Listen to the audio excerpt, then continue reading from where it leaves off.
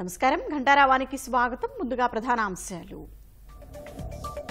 చంద్రబాబు ప్రాణాలకు ముప్పు తలపెట్టేలా విజయసాయి వ్యాఖ్యలు.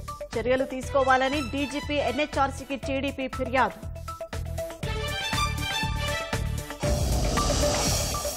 కాకినాడ పోర్టు సెజ్ అక్రమాల్లో దోషుల్ని వదలబోమన్న అనిత. బియ్యం అక్రమ రవాణాలో సూత్రధారులు శిక్షిస్తామని వెల్లడి.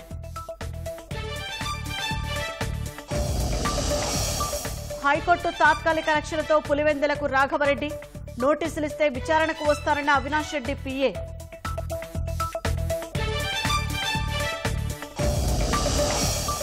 రైతుల ఆందోళనలతో మరోసారి ఉద్రిక్తంగా శంభు సరిహద్దు. పోలీసుల ఆంక్షలతో అన్నదాతల చలో ఢిల్లీ వాయిదా.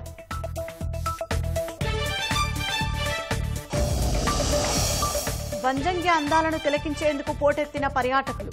సౌకర్యాలు కల్పిస్తే మరింత అభివృద్ధి చెందుతుందని వినతి.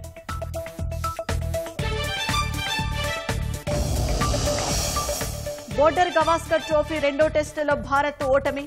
10 వికెట్ల తేడాతో ఆసీస్ విజయం. సిరీస్ సమం.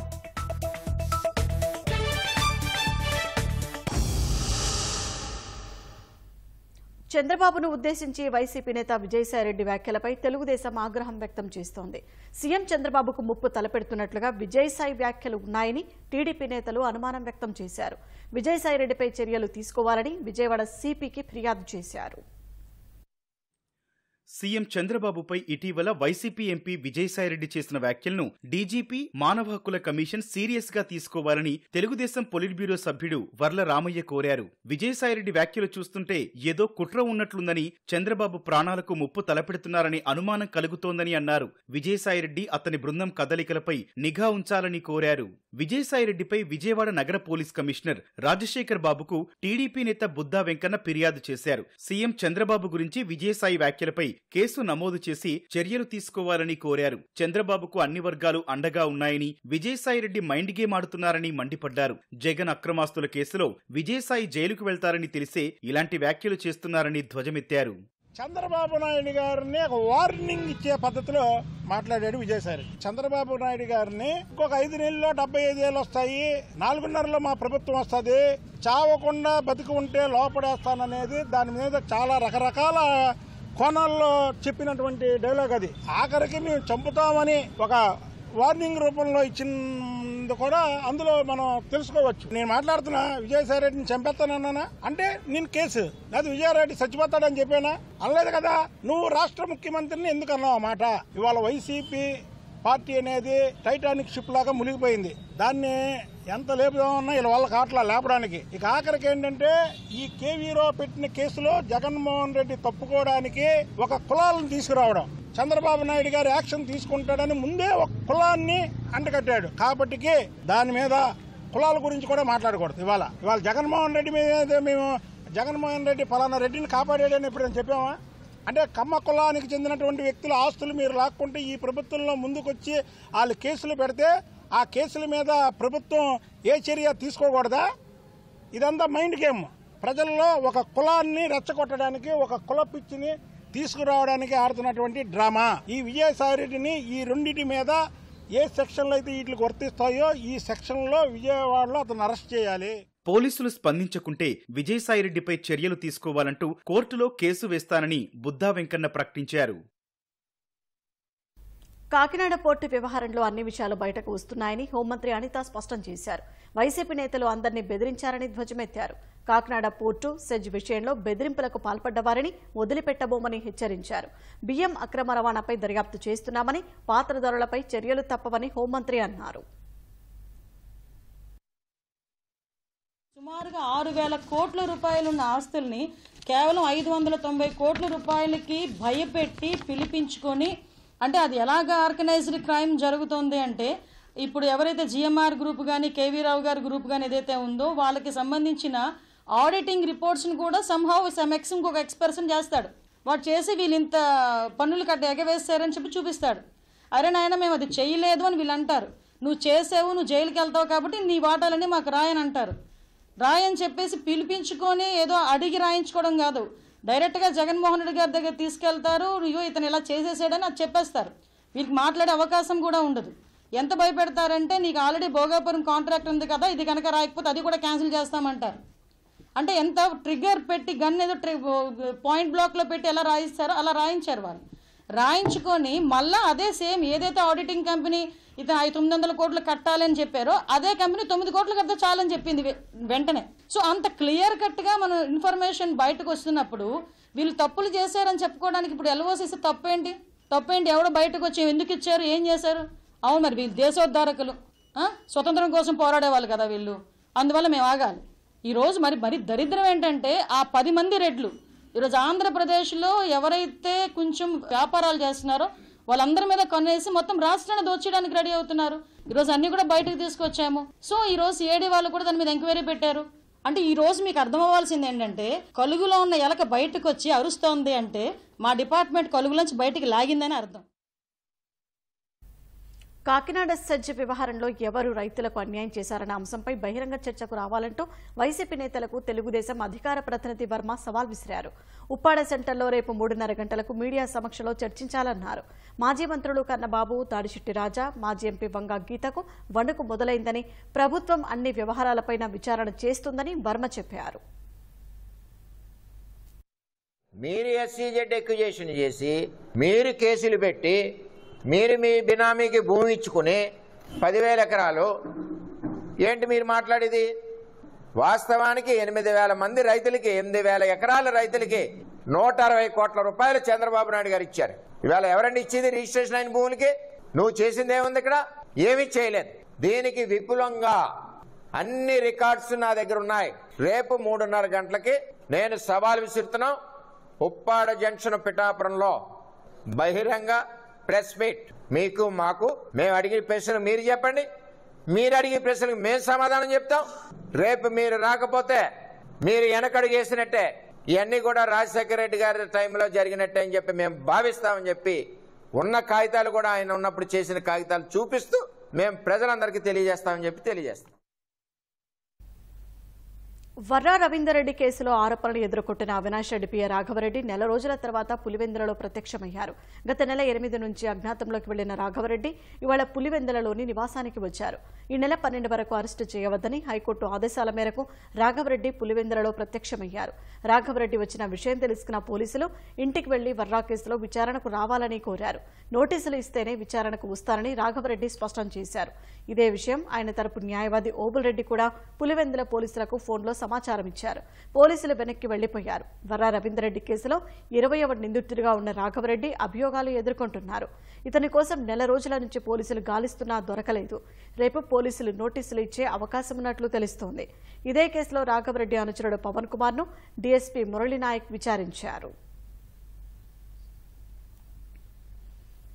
వైఎస్సార్ జిల్లా వేముల మండలం కొత్తపల్లిలో ప్రేమోన్మాది చేతిలో కత్తిపోట్లకు గురైన యువతికి మెరుగైన వైద్యం అందించే విధంగా చర్యలు తీసుకోవాలని జిల్లా ఇన్ఛార్జి మంత్రి సవిత కలెక్టర్ను ఆదేశించారు.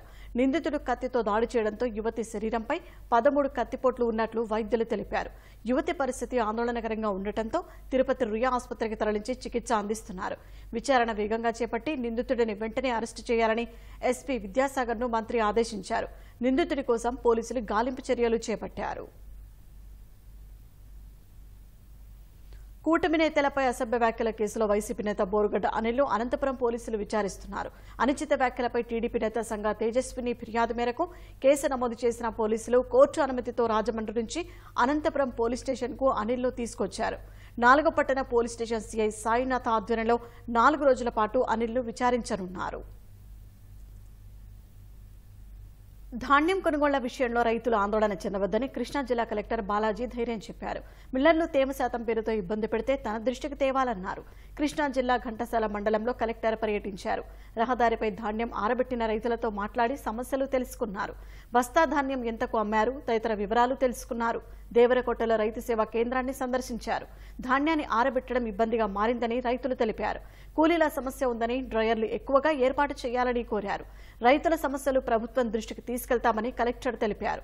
అచ్చంపాలెంలో 4 ఏళ్లుగా ఈ క్రాప్ జరగలేదని సర్పంచ్ శ్రీనివాసరావు కలెక్టర్కు ఫిర్యాదు చేశారు. విచారణ జరపాలని, గ్రామంలో 4 ఏళ్ల ఈ క్రాప్ డేటాతో నివేదిక సమర్పించాలని జిల్లా వ్యవసాయ శాఖ అధికారిని కలెక్టర్ ఆదేశించారు. కృష్ణా జిల్లా మల్లవల్లి పారిశ్రామిక వాడ నిర్వాసితుల ఇళ్ల స్థలాలను ఏపీపీఐసీకి కేటాయించే ప్రయత్నాలు రైతులు వ్యతిరేకిస్తున్నారు. ఇళ్ల స్థలాలకు కేటాయించిన 100 ఎకరాలను ఆంధ్రప్రదేశ్ పారిశ్రామిక అభివృద్ధి సంస్థకు అప్పగించే ప్రయత్నాలు రైతులు అడ్డుకున్నారు. ఎక్కడో ఒక చోట ఇళ్ల స్థలం ఇస్తామంటే కుదరదని రెవెన్యూ అధికారులకు తేల్చెప్పారు. నిర్వాసితుల పట్ల నిర్లక్ష్యంగా వ్యవహరించవద్దని సూచించారు. రైతుల నిరసనకు తెలుగుదేశం నాయకులు మద్దతిచ్చారు.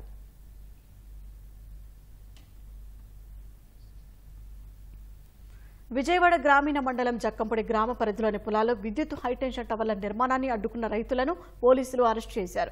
పశ్చిమ జాతీయ రహదారి పక్కనే నూతనంగా నిర్మిస్తున్న లాంకో కంపెనీ టవర్ల నిర్మాణానికి రైతుల నుంచి తీవ్రమైన వ్యతిరేకత వ్యక్తమవుతోంది.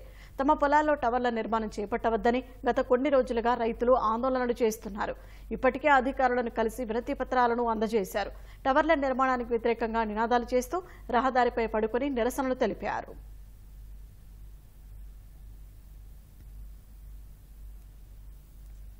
రైతుల చలో ఢిల్లీ పాదయాత్ర మరోసారి నిలిచిపోయింది. పోలీసుల దాడిలో కొందరు రైతులు మళ్లీ గాయపడటంతో రైతు సంఘాల నేతలు పాదయాత్రను వాయిదా వేశారు. సంయుక్త కిసాన్ మోర్చా, కిసాన్ మజ్దూర్ మోర్చాతో సమావేశం తర్వాత తదుపరి కార్యాచరణ ప్రకటిస్తామని తెలిపారు. మరోవైపు ఢిల్లీ పాలకులు అనుమతిస్తేనే రైతులను ముందుకు వెళ్లనిస్తామని హర్యానా పోలీసులు స్పష్టం చేశారు.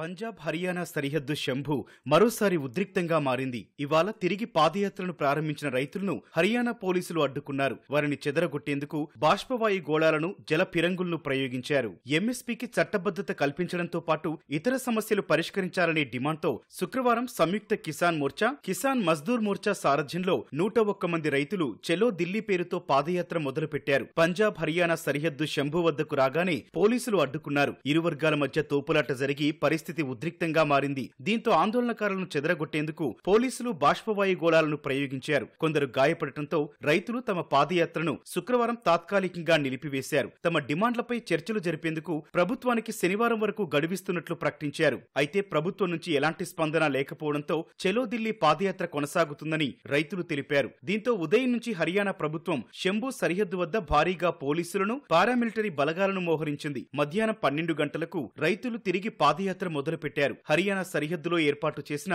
బహుళాంచెల బారికేడ్ల వద్దకు చేరుకోగానే పోలీసులు అడ్డుకున్నారు. వారిపై పూలు చల్లారు. అనుమతి ఉంటే తప్ప ముందుకు వెళ్లనిచ్చేది లేదని తేల్చి చెప్పారు.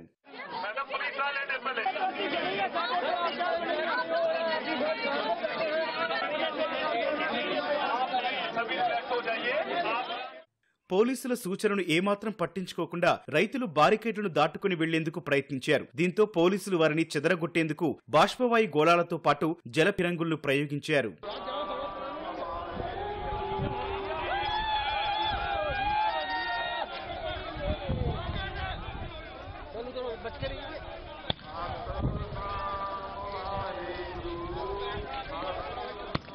పోలీసుల దాడిలో కొందరు గాయపడటంతో రైతులు చెలో ఢిల్లీ యాత్రను వాయిదా వేశారు. సంయుక్త కిసాన్ మోర్చా, కిసాన్ మజ్దూర్ మోర్చాలతో సమావేశం తర్వాత తదుపరి కార్యాచరణ ఉంటుందని రైతులు ప్రకటించారు.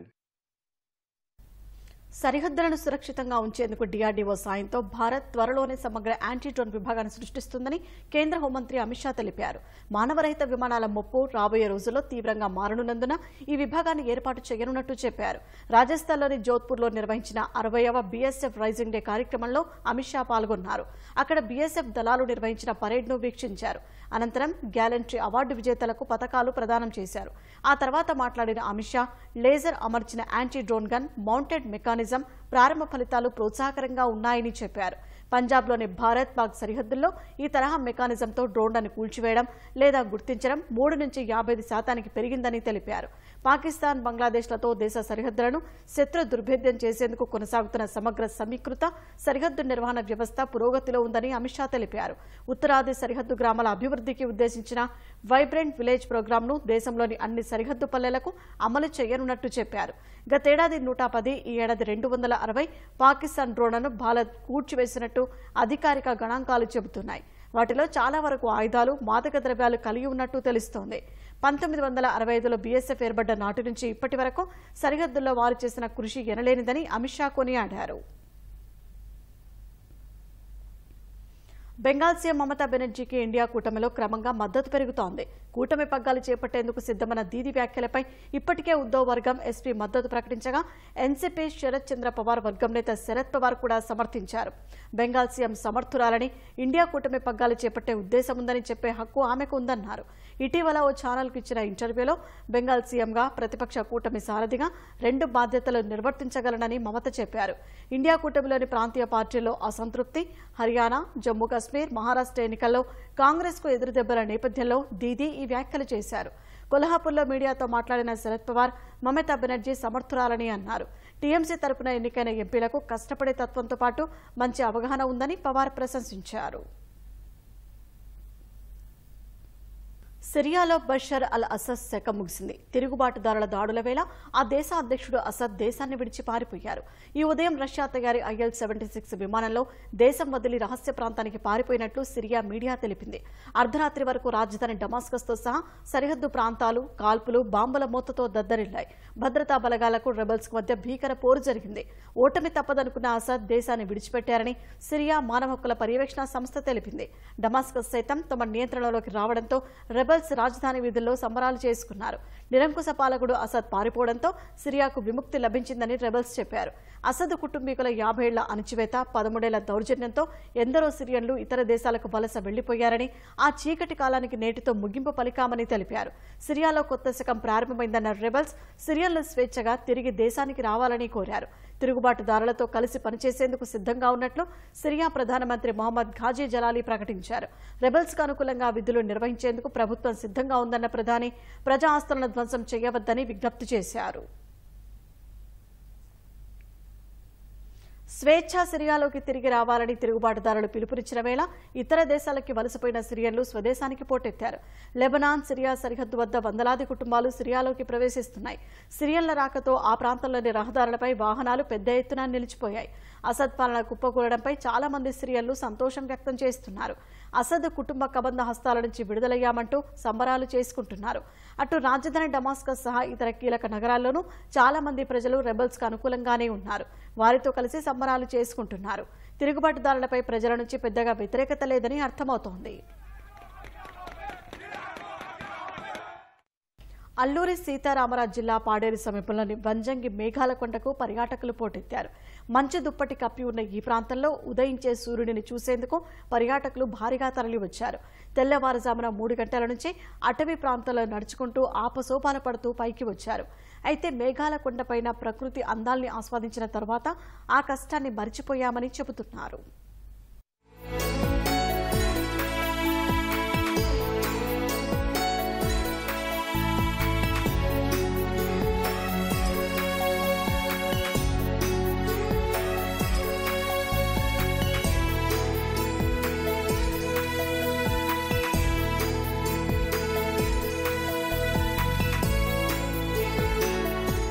చూశారు కదా, చుట్టూ ఉన్న ఆ మంచు మేఘాల సోయగాల్ని.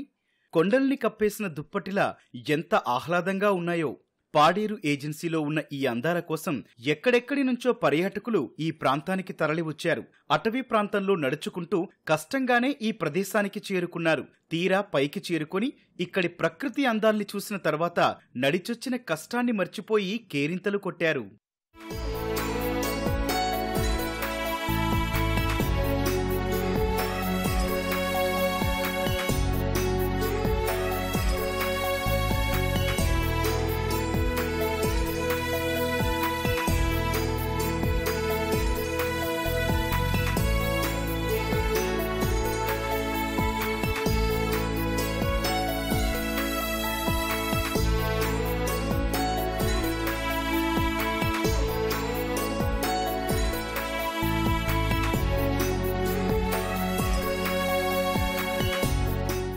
వంజంగి కొండను చూస్తుంటే మరో ప్రపంచాన్ని చూస్తున్నట్లు ఉందని పర్యాటకులు చెబుతున్నారు.